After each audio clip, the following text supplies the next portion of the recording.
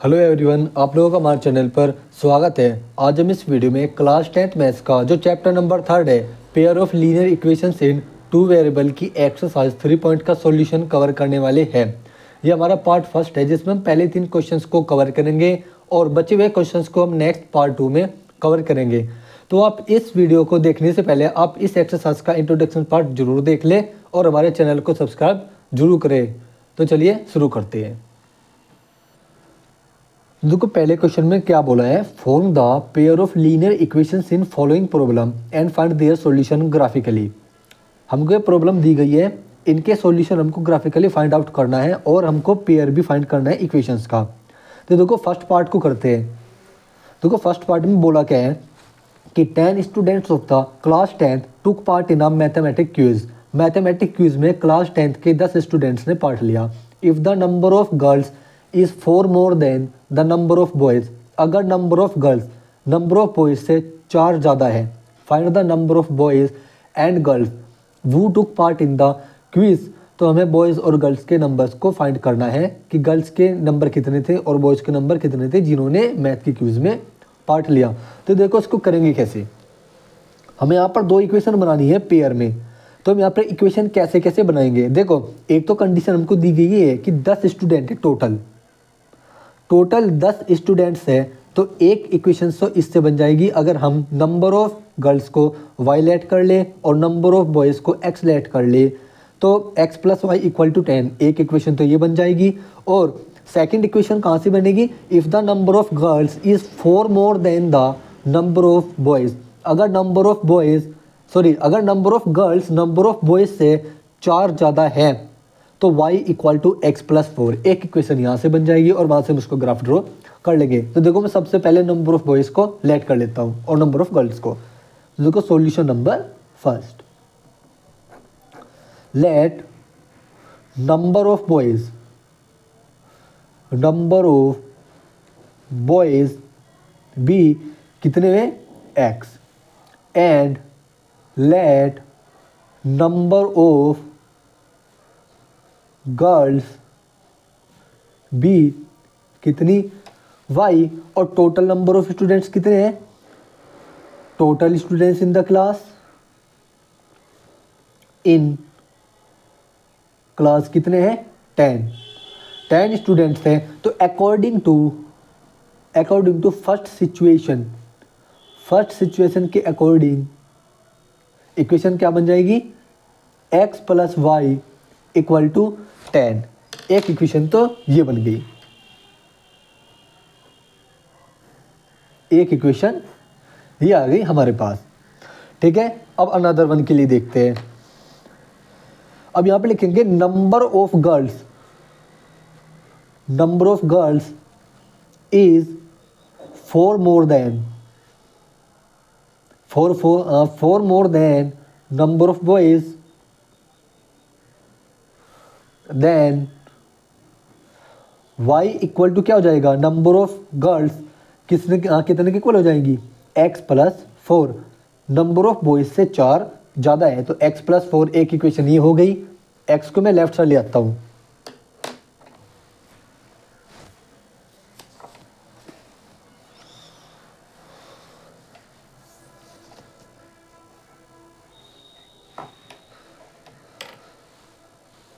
तो देखो y minus x equal to 4, एक इक्वेशन हमारे पास ये हो गई। तो हमने पेयर तो फाइंड आउट कर लिए,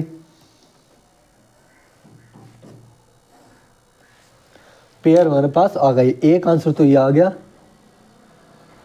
और एक आंसर ये आ गया। पेयर ऑफ तो हमने फाइंड कर लिए लीनियर इक्वेशन के। अब हमें इनका ग्राफ ड्रॉ करना है और इनके सॉल्यूशंस को फाइंड आउट करना है। तो देखो मैं यहाँ पर सबसे पहले फॉर फर्स्ट इक्वेशन के लिए फॉर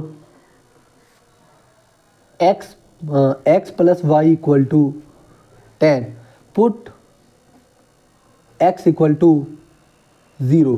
अगर मैं x को 0 पुट करता हूँ तो y की वैल्यू मुझे क्या मिलेगी, 10 मिलेगी।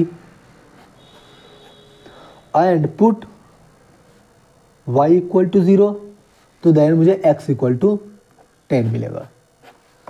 तो हमारे पास पॉइंट क्या क्या है, मैं यहाँ पर टेबल बना लेता हूँ।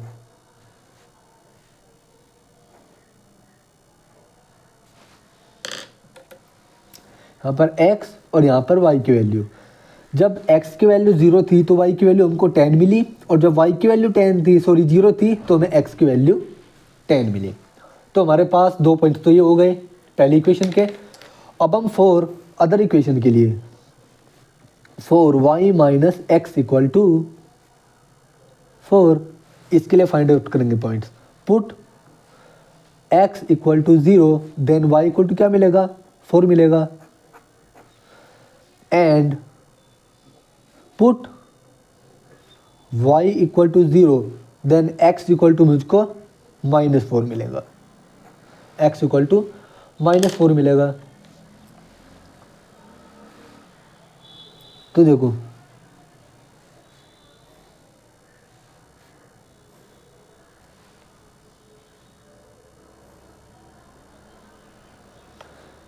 x और y की वैल्यू, जब हमारे पास x 0 था तो y की वैल्यू क्या मिली, जब यहाँ पर x की 0 रखेंगे तो y की वैल्यू 4, और जब मैंने y को 0 रखा तो x की वैल्यू मिलेगी -4, क्योंकि minus sign right side shift हो जाएगा, तो -4। एक पॉइंट हमारे पास ये आ गया। तो अब हम इनका ग्राफ ड्रॉ करते हैं। तो देखो सबसे पहले जब हम ग्राफ ड्रॉ करेंगे तो मैक्सिमम x की वैल्यू कहाँ तक जा रही है, पॉजिटिव x एक्सिस की 10 तक, और y की भी पॉजिटिव, y की भी 10 तक जा रही है, और निगेटिव x की -4 तक जा रही है, और y की 4 तक जा रही है। सॉरी, y की तो केवल 10 से है, हमें केवल x में देखना है। x की 10 तक जा रही है मैक्सिमम वैल्यू, और y की भी 10 तक जा रही है मैक्सिमम वैल्यू पॉजिटिव y की, और निगेटिव x की वैल्यू मैक्सिमम -4 तक जा रही है। तो हम यहाँ पर ग्राफ इनके अकॉर्डिंग ड्रॉ करेंगे। तो देखो मैं यहाँ पर ग्राफ ड्रॉ करता हूँ।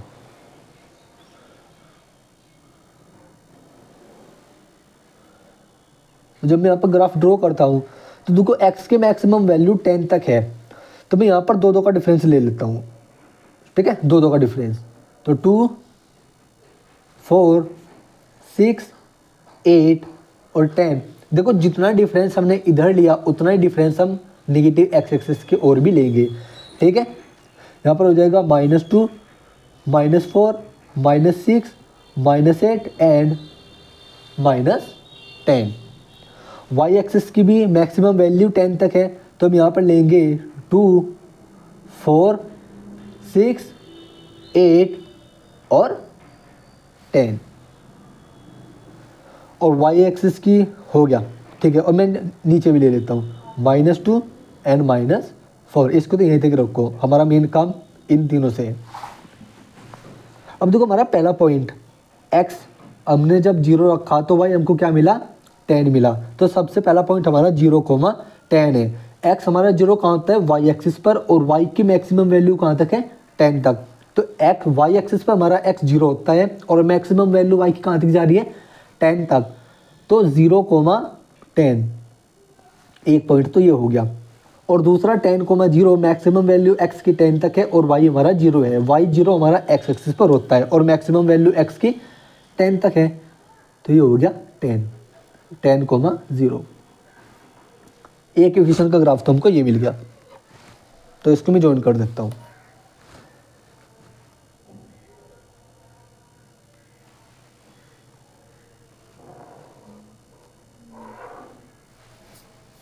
ये हो गया इक्वेशन का ग्राफ। ये किस इक्वेशन का ग्राफ हो गया, x + y = 10 का।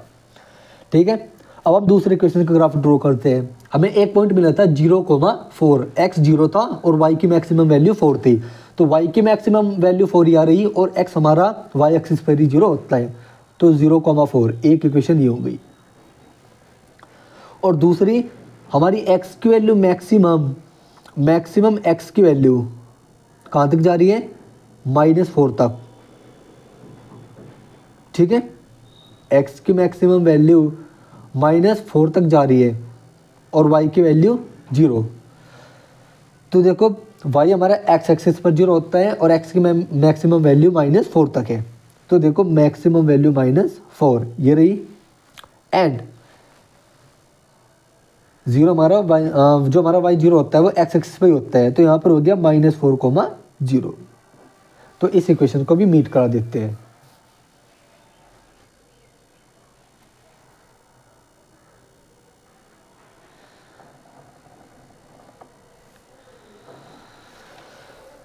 तो एक इक्वेशन का ग्राफ हमारे पास ये आ गया। ये किस इक्वेशन का ग्राफ है? y minus x equal to 4 का, y minus x equal to 4 का। तो देखो हमें इनके सॉल्यूशंस को फाइंड आउट करना था। जब आप इंट्रोडक्शन कर रहे थे तो मैंने आपको बताया था जब भी लाइन इंटरसेक्ट करती है, जिस पॉइंट पर भी वे इंटरसेक्ट करती है उस पॉइंट के कोऑर्डिनेट क्या कहलाते हैं? सॉल्यूशंस कहलाते हैं। यानी कि x और y की वैल्यू क्या कहलाएंगे? इस पॉइंट के कोऑर्डिनेट। आप इंट्रोडक्शन जरूर देख लीजिएगा इस वीडियो का देखने से पहले। तो इस पॉइंट के जो भी कोऑर्डिनेट होंगे वही क्या कहलाएंगे? इसके आंसर। तो देखो अगर मैं इसके अकॉर्डिंग अगर मैं इस पॉइंट की कोऑर्डिनेट देखूँ तो क्या बैठ रही है? यहाँ पर 3, और अगर मैं यहाँ पर बात करूँ तो 7 और 3 बैठ रहे हैं। लेकिन आपको देखना किसके अकॉर्डिंग है? आपको देखना है ग्राफ के अकॉर्डिंग, क्योंकि मेरे पास अभी ग्राफ पेपर अवेलेबल नहीं है। क्योंकि देखो ग्राफ के आप यहाँ पर जो सॉल्यूशन पॉइंट है, पॉइंट के सॉल्यूशन आप कभी भी ऐसे नहीं देखोगे। कभी आप देखो कि यहाँ पर पॉइंट लाई कर रहे हैं, आप इसके अकॉर्डिंग इसका कोऑर्डिनेट को चूज़ कर लो। यहाँ तो हम कोऑर्डिनेट को मान के चलते हैं कि यहाँ पर का को 3 है और यहाँ पर हमने मान लिया 7 है, लेकिन ऐसा नहीं है। आप पॉइंट के कोऑर्डिनेट एग्जैक्ट तब देखोगे, तब आप आंसर सही ला पाओगे जब आपके पास ग्राफ पेपर होगा। ठीक है, तो मैं यहाँ पर इसके जो कोऑर्डिनेट है मैं उसका आंसर देख करके आपको पीछे से बता देता हूँ। जो इसके पॉइंट के कोऑर्डिनेट आएंगे वो आएंगे 3,7 कोऑर्डिनेट आएंगे। आंसर देख करके मैंने आपको बता दिया है, क्योंकि हम इसके अकॉर्डिंग इसके कोऑर्डिनेट नहीं लिखेंगे, क्योंकि ये जो डिस्टेंस हमने ली हुई है ना, ये हमने अपने अकॉर्डिंग ली है, ना कि ग्राफ पेपर के अकॉर्डिंग। क्योंकि मेरे पास ग्राफ पेपर अवेलेबल नहीं है। आप लोगों के पास ग्राफ पेपर होगा तो आप पहले इसको ग्राफ पेपर पर ड्रॉ करना, तो तब आप वहाँ से इस पॉइंट के कोऑर्डिनेट निकालना। ठीक है, तो मैंने आपको आंसर देख के डायरेक्ट बता दिया है कि इस पॉइंट की कोऑर्डिनेट 3,7 आएंगे, और इसलिए x की वैल्यू 3 हो जाएगी और y की वैल्यू 7 हो जाएगी। तो आप इसको ग्राफ पेपर पर ड्रॉ करना और तभी आप इस पॉइंट की कोऑर्डिनेट फाइंड आउट करना। अगर आपके पास ग्राफ पेपर ना भी हुआ तो आप इन इक्वेशंस को कैसे सोल्व करोगे? सब्स्टिट्यूशन मेथड से, जो कि मैं अगली एक्सरसाइज के इंट्रोडक्शन में आपको बताने वाला हूँ। इन दोनों इक्वेशंस को आप सब्स्टिट्यूशन मेथड से सोल्व करोगे। अगर आपके पास ग्राफ पेपर नहीं है तो तब भी आप वहाँ से एक्स वाई की वैल्यू निकालोगे, तो वही इसके कोऑर्डिनेट होगा और वही एक्स वाई की वैल्यू इनका सॉल्यूशन हो जाएगा दोनों इक्वेशंस का। ठीक है, तो यहाँ पर मैं लिख देता हूँ एक्स की वैल्यू क्या आई 3 एंड वाई की वैल्यू क्या आई 7। यहाँ पर लिखेंगे according to graph number of boys are 3 and number of girls are 7। This is the required answer. चलते हैं क्वेश्चन नंबर 2 पर। देखो सेकंड क्वेश्चन में अब कहा क्या है इन्होंने कि 5 pencils and 7 pens together cost ₹50। 5 pencil और 7 पेन जब कोई खरीदता है तो उनकी कॉस्ट ₹50 है। वेयर इज, और दूसरी तरफ 7 पेंसिल्स एंड 5 पेन्स की कॉस्ट ₹46 है। तो find the cost of the 1 pencil and that of 1 pen. तो हमें एक पेन और एक पेंसिल की कॉस्ट फाइंड आउट करनी है। तो कुछ नहीं करना है, हम एक पेंसिल और एक पेन की कॉस्ट को लेट कर लेंगे। ठीक है, और वहाँ से इक्वेशंस को फॉर्म करेंगे, उनका ग्राफ ड्रॉ करेंगे, वहाँ से सॉल्यूशन निकाल लेंगे। मैं इसमें भी जो पॉइंट्स है, ठीक है, वो मैं आंसर से देख करके लिखूंगा। आप ग्राफ पेपर पर ही इसका भी ग्राफ आप ड्रॉ करोगे, वहाँ से आप उसकी कोऑर्डिनेट निकालोगे, तब आप अपना आंसर लिखोगे। ठीक है, वैसा आपको एग्जाम में जरूर मिलेगा ग्राफ पेपर। ठीक है, घबराने की कोई बात नहीं। अगर ग्राफ पेपर ना भी हुआ तो सब्स्टिट्यूशन मेथड तो मैं आपको सिखाऊंगा ही अगले वीडियो में। आप वहाँ से भी उनके कोऑर्डिनेट को फाइंड आउट कर सकते हैं, इक्वेशंस को सॉल्व करके। ठीक है, चलो इसका सॉल्यूशन देखते हैं।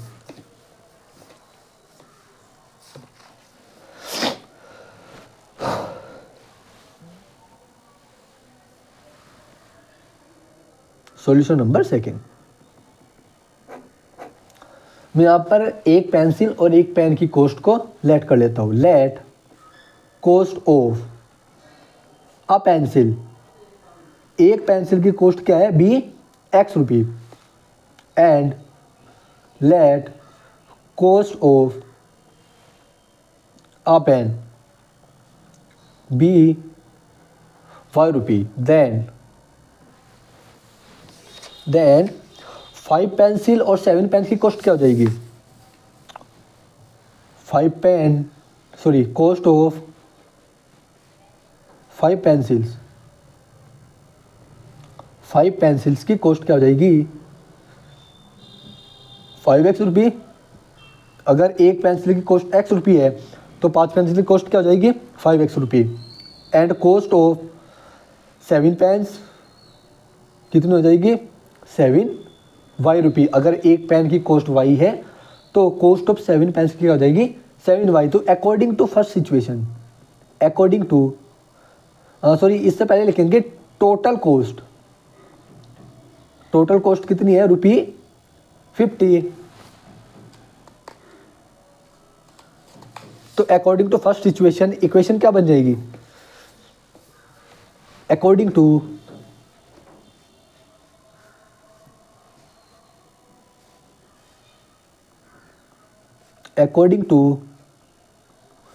फर्स्ट सिचुएशन के अकॉर्डिंग हमारी इक्वेशन क्या बनेगी, 5x plus 7y equal to 50। This is the first equation which is the required answer. This is the first required answer. अब ऐसे ही सेकंड, कॉस्ट ऑफ 7 पेंसिल्स, क्योंकि सेकंड सिचुएशन उसमें क्या कहा है, 7 पेंसिल्स एंड 5 पेन्स की कॉस्ट 46 है। तो देखो कॉस्ट ऑफ 7 पेंसिल्स भी 7x रुपी, क्योंकि एक पेंसिल की कॉस्ट x रुपी हमने लेट की थी। एंड कॉस्ट ऑफ 5 पेन्स भी 5y rupee. Then according to total cost भी कितनी है, 46 rupee. Then according to second situation के अकॉर्डिंग क्या इक्वेशन बन जाएगी, 7x plus 5y equal to 46। एक इक्वेशन हमारे पास ये आ गई, दूसरा आंसर भी हमारे पास आ गया।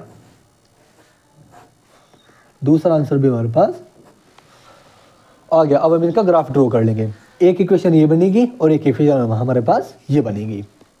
तो हम इसका ग्राफ ड्रॉ करते हैं, उनके सॉल्यूशंस को फाइंड आउट करते हैं। तो यहाँ पर अब हम दूसरा पेन का यूज कर लेता हूँ। देखो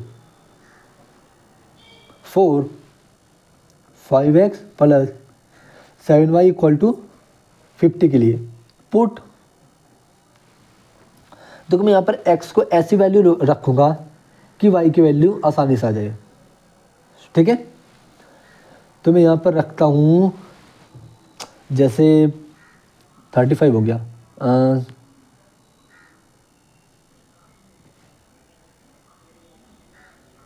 मैं यहाँ पर रखता हूँ 1 मिनट को।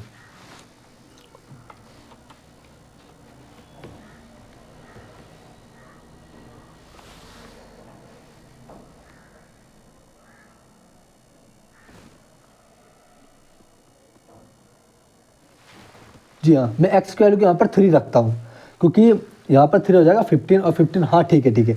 x की वैल्यू को रखता हूँ मैं 3। जब मैं x की वैल्यू को 3 रखूँगा तो यहाँ पर हमको मिलेगा 5 × 3 प्लस 7y इक्वल टू 50। 5 3 जा 15 plus 7y equal to 50 and 7y equal to 50 minus 15। तो 7y इक्वल टू क्या आ जाएगा, 35 और 7 5 जा 35। तो y की वैल्यू हमको क्या मिल गई, 5 मिल गई। मैं यहाँ पर एक बॉक्स बना लेता हूँ।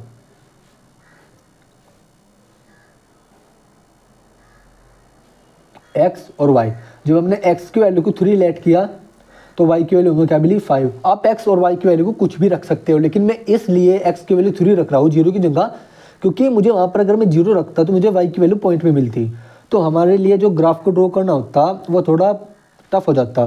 तो इसलिए मैं ऐसी वैल्यू रख रहा हूँ कि हमारे ग्राफ को ड्रॉ करना क्या हो जाएगा, ईजी हो जाएगा। देखो y की वैल्यू एक इंटीजर मिला है, एक इंटीजर को रखने पर, वरना वहाँ पर एक इंटीजर को रखने पर y की वैल्यू हमको एक इंटीजर ना मिलती बल्कि पॉइंट वाला नंबर मिलता, यानी कि रियल नंबर मिलता। अब देखो मैं y को रखता हूँ, मैं यहाँ पर y को 5 रख देता हूँ, ठीक है, y को 5 रख देता हूँ, पुट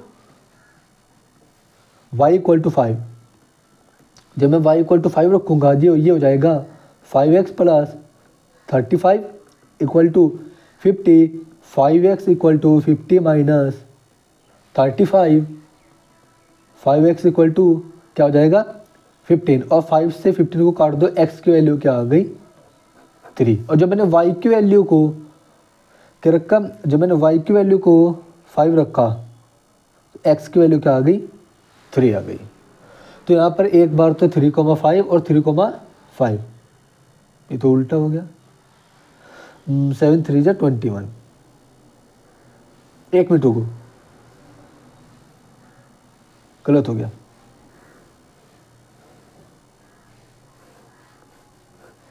सो ये तो पॉइंट एक ही जैसे हो गए। एक मिनट रुक जाओ, हाँ पर y की वैल्यू कुछ और ही रखते हैं। तो अगर मैं y की वैल्यू 3 रखता हूँ तो 21 हो जाएगा, तो 5 से डिवाइड करना तो पॉसिबल नहीं होगा। हाँ, अगर मैं y की वैल्यू 0 रख दूँ, y की वैल्यू अगर मैं क्या रख दूँ 0, put y equal to 0, then 5x equal to क्या आ जाएगा 50 आ जाएगा, और 5 10 जा 50, x की वैल्यू क्या मिल जाएगी हमको 10 मिल जाएगी, यानी कि y को 0 पुट करने पर y की वैल्यू हमको x की वैल्यू क्या मिल जाएगी 10 मिल जाएगी। देखो मैंने y को 0 क्यों रखा, अगर मैं y को 0 रखूँगा तो 55 से कट सकता है, लेकिन अगर मैं x को 0 रखता तो 57 से नहीं कट पाता। तो इसलिए मैंने x की वैल्यू को 10, मतलब y की वैल्यू को मैंने 0 लिया और x की वैल्यू आ गई 10, एक कोऑर्डिनेट तुम्हारे पास ये आ गया, ठीक है। अब देखो हम बात करेंगे 4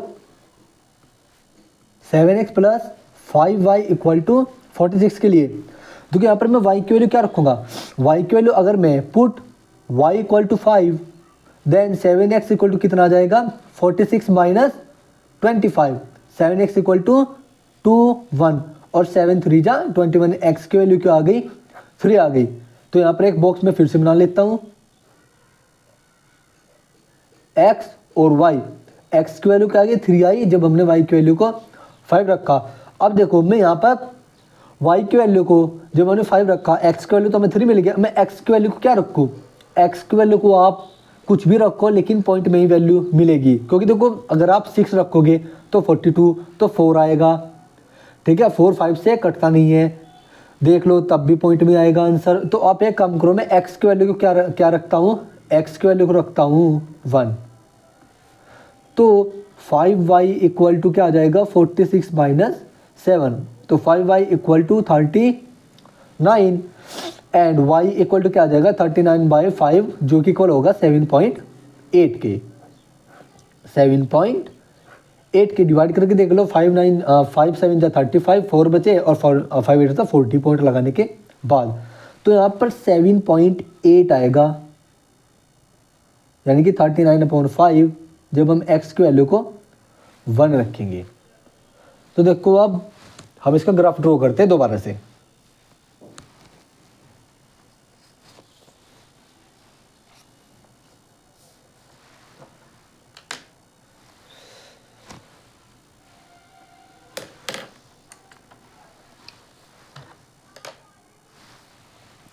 देखो मैं यहाँ पर ग्राफ ड्रॉ करता हूँ,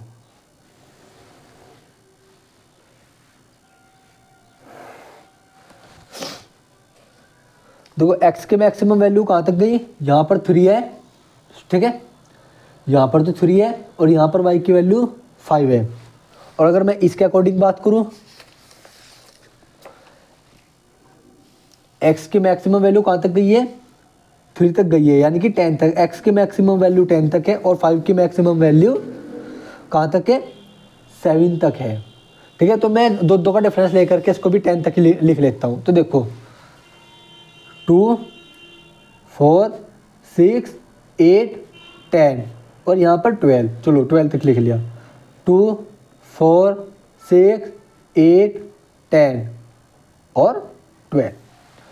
देखो x के मैक्सिमम वैल्यू कहाँ तक है पहले के लिए, अगर मैं पहले इक्वेशन की बात करूँ तो x की वैल्यू 3 है और y की वैल्यू 5 है।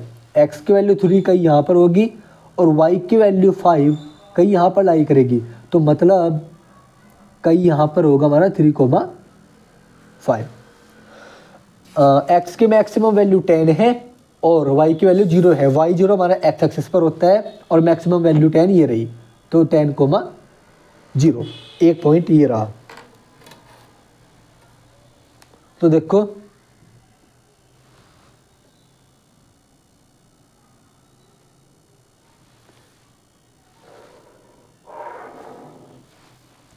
ये यहाँ से पास हुई है, किस लाइन की, किस इक्वेशन की लाइन है, 5x + 7y = 50 की। ठीक है, अब हम बात करेंगे दूसरे इक्वेशन की।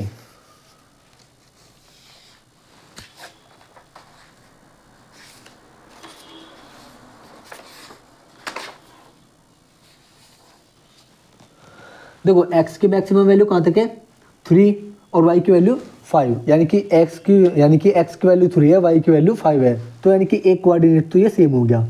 ठीक है, और एक कोऑर्डिनेट क्या हो गया 1,7.8 7.8 y की वैल्यू है, तो y की वैल्यू 7.8 का यहाँ पर लाई करेगी। ठीक है, और अगर हम 1 की बात करें, 1 हमारा यहाँ पर लाई करेगा, तो ये पॉइंट कहाँ लाई करेगा 7.8 हम यहाँ कहीं को ले लेते हैं। ठीक है, यहाँ कहीं को, तो ये ले लीजिए आपका 1,7.8, तो एक इक्वेशन हमारे पास ये आ गई। तो हम इन दोनों पॉइंट को मीट कर देते हैं,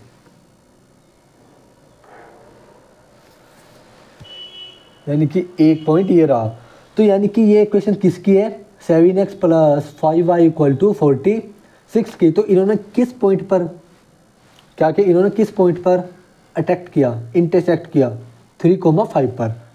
ठीक है, देखो 3,5 x की वैल्यू 3 है, यानी कि जो पेंसिल की वैल्यू है वो 3 है और पेन की वैल्यू 5 है। आंसर बिल्कुल सही है, पीछे भी आंसर यही दे रखा है, लेकिन आप ग्राफ पेपर पे ही ड्रॉ करेंगे इस ग्राफ को।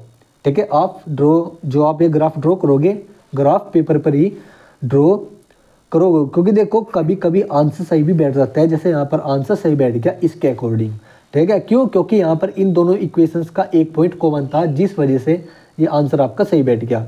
ठीक है, लेकिन फिर भी मेरी रिक्वेस्ट है आप लोगों से, आप ग्राफ पेपर पर ही इसको ड्रॉ करना। तो यहाँ से number of according to graph number of pencils cost of a pencil कितनी होगी ₹3 and cost of a pen is ₹5। This is the required answer आप लोगों के। ठीक है, यहाँ पर तो बस एक पॉइंट कॉमन था, जिस वजह से आंसर इस पॉइंट का कोऑर्डिनेट यही है। अगर ये पॉइंट कोई दूसरा होता और फिर ये किसी दूसरे पॉइंट पर इंटरसेक्ट करती, फिर हम इस डिस्टेंस के और इस डिस्टेंस के अकॉर्डिंग नहीं बता सकते थे कि वो पॉइंट वही होगा, क्योंकि हम ग्राफ पेपर के अकॉर्डिंग हमने यहाँ पर अपनी डिस्टेंस नहीं ली, हमने यहाँ पर अपने हिसाब से डिस्टेंस तय की है। ठीक है, तो इसलिए आपका आंसर ये सही बैठ गया, क्योंकि कभी कभी ऐसा हो जाता है, हर बार ऐसा नहीं होगा, आप लोगों को ग्राफ पेपर ड्रॉ करके देखना होगा। तो चलो चलते हैं क्वेश्चन नंबर 2 पर। देखो दूसरे क्वेश्चन में क्या कहा, on comparing the ratios A1/A2, B1/B2 and C1/C2 find out whether the lines representing the following pair of linear equations intersected at a point और पैरेलल और कोइंसिडेंट। हमें यहाँ से A1/A2 मतलब हमें कोफिशिएंट्स का रेशो निकालना है और हमें वहाँ से ये पता लगाना है कि लाइन्स इंटरसेक्ट करेगी, यानी कि जब हम उनका ग्राफ ड्रॉ करते हैं इन दोनों इक्वेशंस का, तो जो लीनियर ग्राफ बनता है वो इंटरसेक्ट करेगा, पैरेलल होंगी वे लाइनें या फिर वो कोइंसाइड करेंगी। मैंने इंट्रोडक्शन में अच्छे से बताया हुआ है, वहाँ जा कर के आप सबसे पहले इंट्रोडक्शन को देख लेना इस वीडियो को देखने से पहले। देखो इस सॉल्यूशन करते हैं। पहले क्वेश्चन में हमको दिया है 2 इक्वेशन दिए। Solution number 1, solution number first में हमें इक्वेशन दी है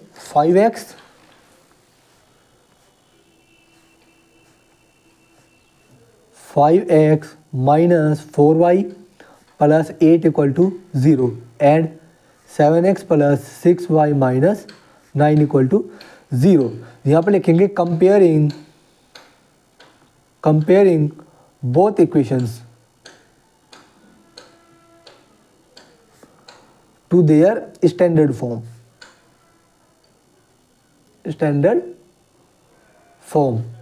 it means ax plus by plus c equal to 0। then this shows that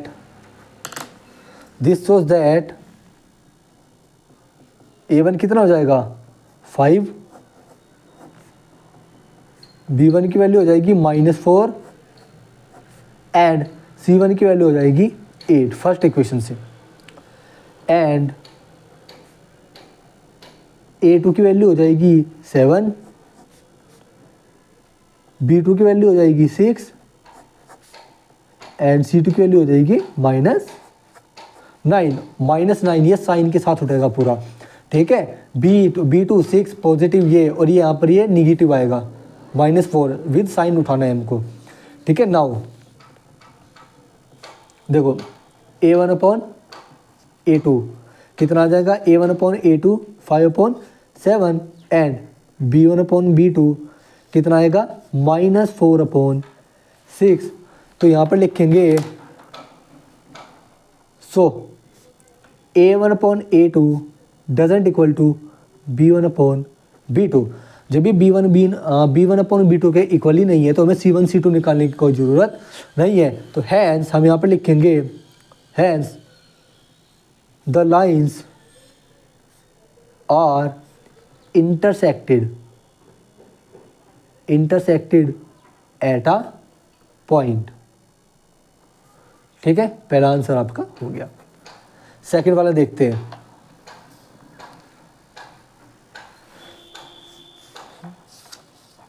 second part देखते हैं। तो सेकंड पार्ट में हमें दिया है 9x plus 3y plus 12 equal to 0, 18x plus 6y plus 24 equal to 0। तो यहाँ पर फिर से लिखेंगे comparing both equations to their standard form से कंपेयर करेंगे। It means ax plus by plus c equal to 0, इस तरह से लिखना है। This shows that a1 equal to 9 है, b1 equal to 3 and c1 equal to 12 that is constant term. a2 equal to कितना हो गया आपका 18, b2 इक्वल हो गया +6 एंड c2 इक्वल हो गया 24। तो हम लिखेंगे नाउ a1 अपॉन a2 कितना आएगा 9/18 that is 1/2, b1 upon b2 3/6 that is 1/2, c1 by c2 12/24 that is 1/2, ठीक है 1/2। तो यहाँ पर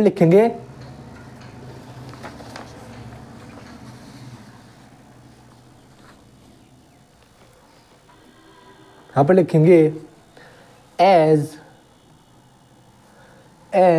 a1 upon a2 equal to b1 upon b2 equal to c1 upon c2, so the lines are coincident lines, this is the required answer। चलते क्वेश्चन नंबर 3 पर। देखो क्वेश्चन नंबर 3 में इन्होंने बोला क्या है। थर्ड क्वेश्चन बोला है कि ये दो इक्वेशन है, 3 6 minus 5 10 equal to 0 and 2x minus y plus 9 equal to 0। इनको कंपेयर करेंगे, comparing both equations to there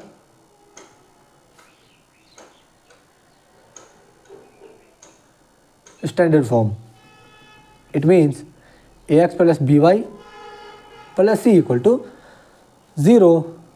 This shows that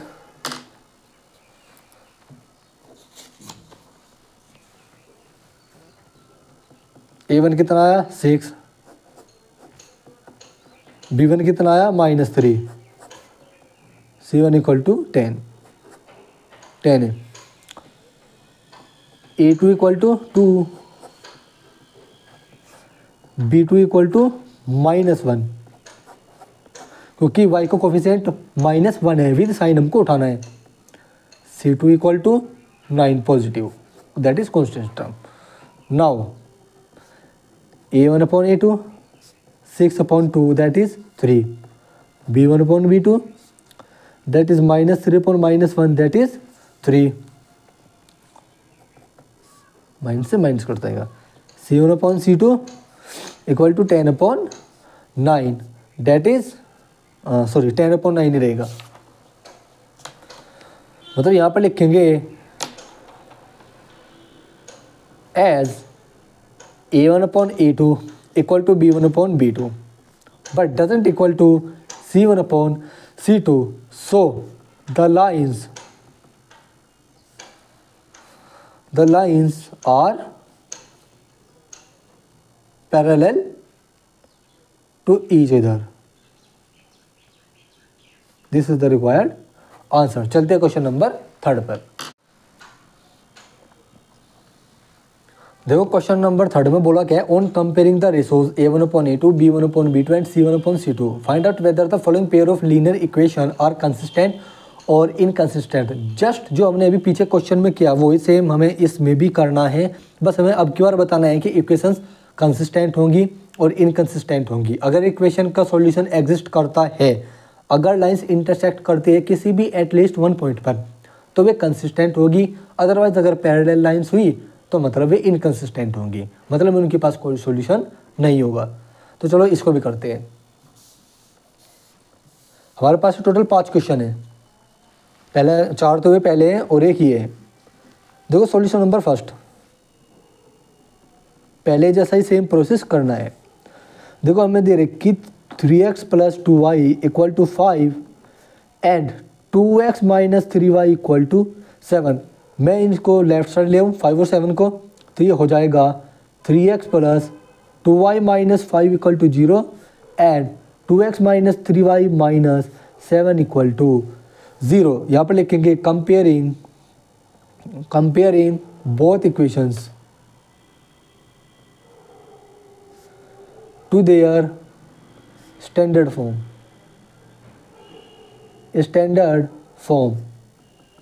It means ax plus by plus c equal to 0.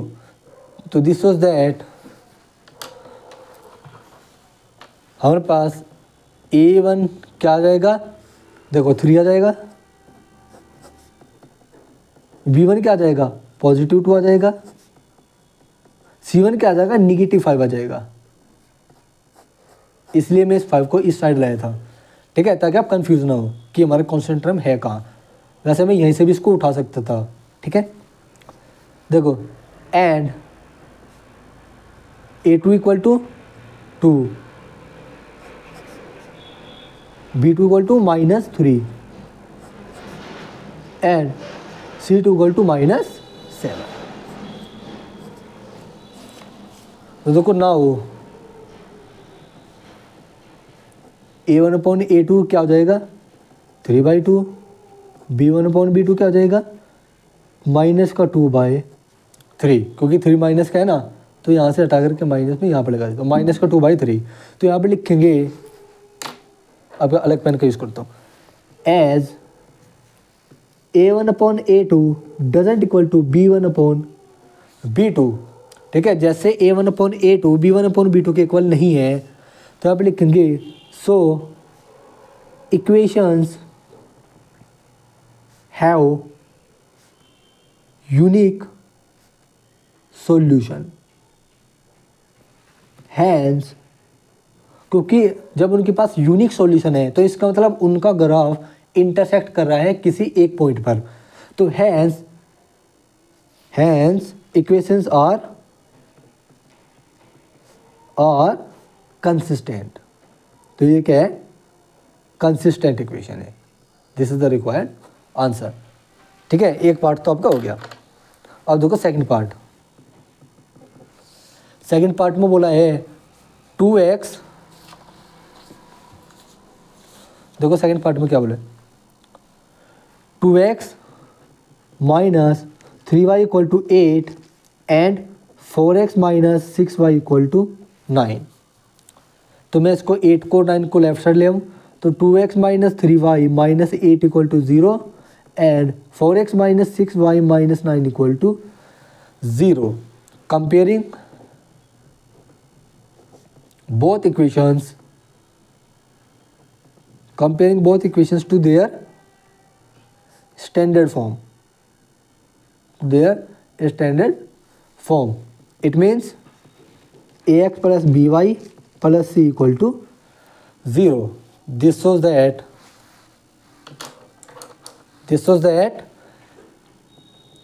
a1 कितना जाएगा आपका 2 है, b1 कितना है minus का 3 है एंड c1 कितना है माइनस 8 एंड a2 कितना है 4 है पॉजिटिव,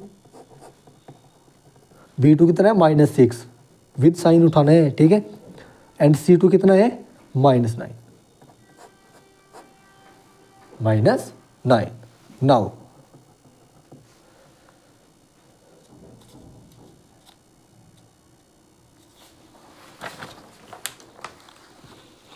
नाउ अब a1/a2 फाइंड करते हैं, इनका रेशियोज फाइंड आउट करते हैं। देखो a1/a2 कितना हो जाएगा 2/4 दैट इज 1/2 b/b2 माइनस के 3 माइनस का 6 minus 3 minus 6 that is 1/2 and c1/c2 minus 8/-9 यानी कि 8/9। तो यहाँ पर लिखेंगे as a1/a2 equal to b1/b2 doesn't equal to c1/c2। ये कंडीशन सेटिस्फाई कर रही है। ये कंडीशन किसकी थी, नो सॉल्यूशन की। यहाँ पे लिखेंगे so equations do not have solutions hence equations are inconsistent. This is the required answer. चलते थर्ड पार्ट पर। तो थर्ड पार्ट में क्या दिया गया है,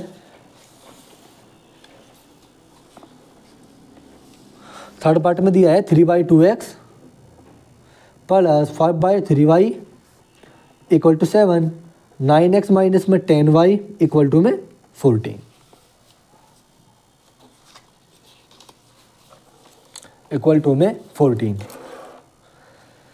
तो मैं 7 और 14 को लेफ्ट साइड ले आता हूँ। 3/2x plus 5/3y minus 7 equal to 0 and 9x minus 10y minus 14 equal to 0। ठीक है, देखो अब मैं यहाँ पर करता क्या हूँ, इनको मैं कंपेयर कर लूँगा। देखो काफ़ी बच्चे करेंगे क्या, यहाँ पर इनका एलसीएम लेने का कोशिश करेंगे। एलसीएम लेने की कोई ज़रूरत नहीं है, आप डायरेक्ट कर दो, डायरेक्ट भी हो जाएगा। यहाँ पे लिखेंगे कंपेयरिंग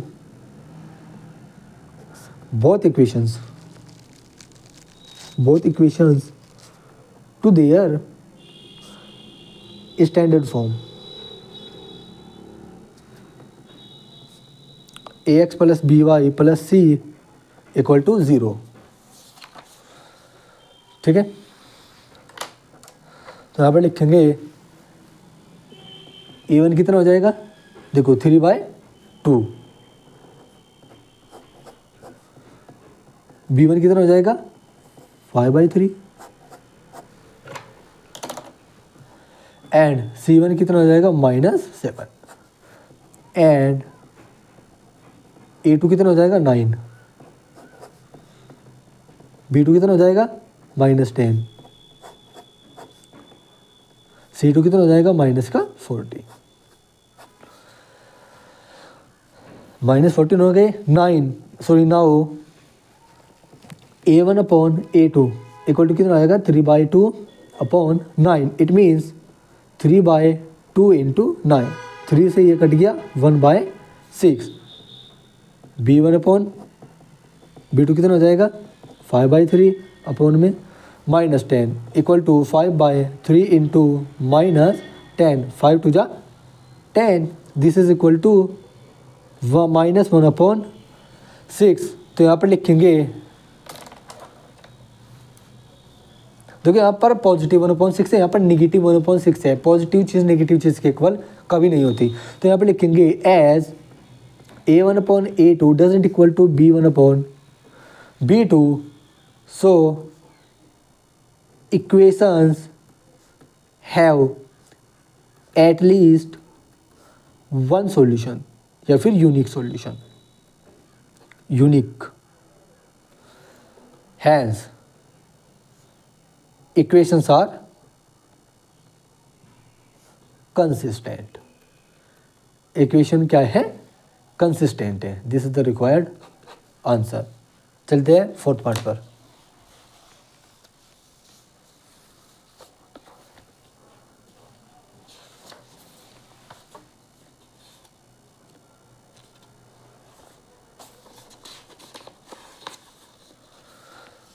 देखो फोर्थ पार्ट में दिया क्या है,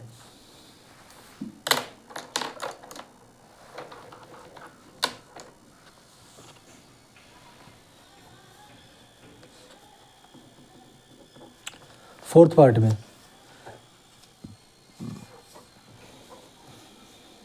5x minus 3y equal to 11 and -10x plus में 6y इक्वल टू -22। ये क्वेश्चन हमको दिया गया है, इनको लेफ्ट साइड शिफ्ट कर लेता हूँ। 5x minus 3y minus 11 equal to 0 and -10x plus 6y plus 22 equal to 0। Comparing both equations, comparing both equations to their standard form, it means ax plus by plus c equal to 0। this shows that a1 कितना हो जाएगा 5, B1 कितना हो जाएगा -3 with sign, C1 कितना हो जाएगा -11 and B1 sorry A2 equal to हो जाएगा -10, B2 इक्वल हो जाएगा +6 एंड C2 इक्वल टू हो जाएगा 22। तो नाउ A1 अपॉन A2 कितना हो जाएगा 5 upon -10, this is 1/2 negative. B1 upon B2 कितना हो जाएगा -3/6 -1/2। C1 upon C2 -11/22 -1/2। तो यहाँ पर लिखेंगे as A1 upon A2 equal to B1 upon B2 equal to C1 upon C2। So equations have infinite solutions, इनके पास इनफाइनाइट सॉल्यूशंस हैं। Hence, equations are consistent. This is the required answer. चलते हैं last question पर।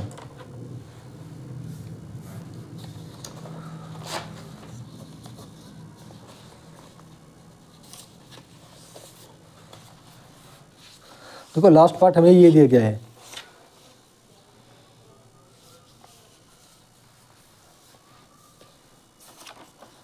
Last part fourth, last part में दिया है 4/3x plus 2y equal to 8 and 2x plus 3y equal to 12।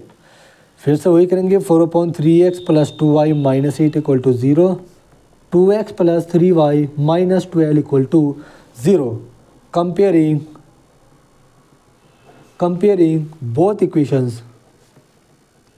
Both equations to their standard form. It means ax plus by plus c equal to 0. So this shows that a1 equal to 4/3, b1 equal to 2, c1 equal to -8, a2 equal to 2, b2 equal to 3, c2 equal to minus का 12। Next page पर देखते हैं।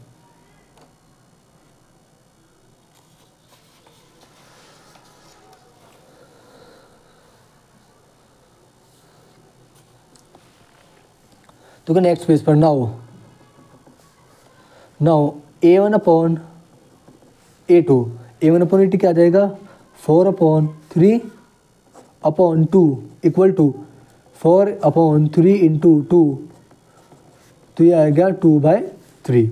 b1 upon b2, b1 आपका 2 है और b2 आपका 3 है।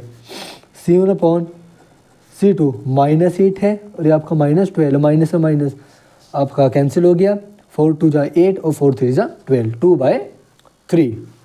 तो यहाँ पे लिखेंगे एज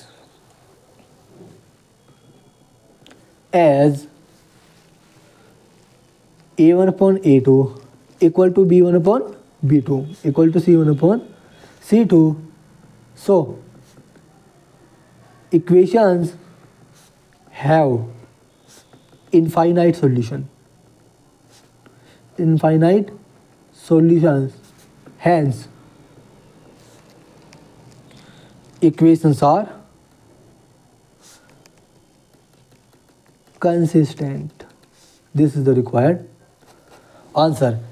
इसी पार्ट के साथ आपके पहले 3 क्वेश्चंस हो जाते हैं कंप्लीट। अगर आप लोगों को अब तक इस वीडियो में कोई भी डाउट हो किसी क्वेश्चन से रिलेटेड तो आप हमें कमेंट करें, हम आपको उसका आंसर तुरंत देंगे।